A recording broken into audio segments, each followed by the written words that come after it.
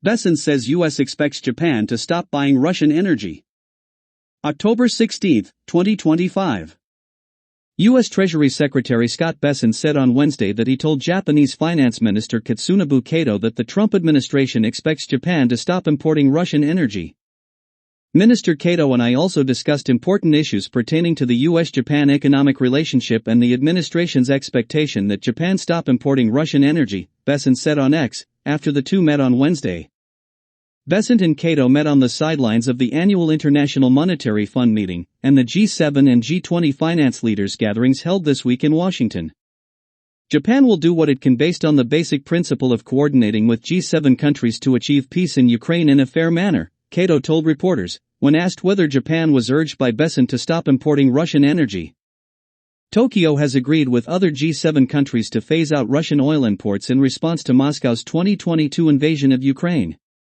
However, Japan continues to buy Sakhalin blend crude, a byproduct of liquefied natural gas production at the Sakhalin II project, which is vital to Japan's energy security as it accounts for about 9% of its LNG imports. The group of seven, G7, nations, the US, Japan, Canada, Britain, France, Germany and Italy, agreed earlier this month to coordinate and intensify sanctions against Moscow over its war in Ukraine by targeting countries that buy Russian oil and thereby enable sanctions circumvention. Last month, Japan lowered its price cap on Russian oil to $47.60 per barrel from $60, effectively in line with a new price cap set by the European Union in July as part of its 18th sanctions package against Moscow.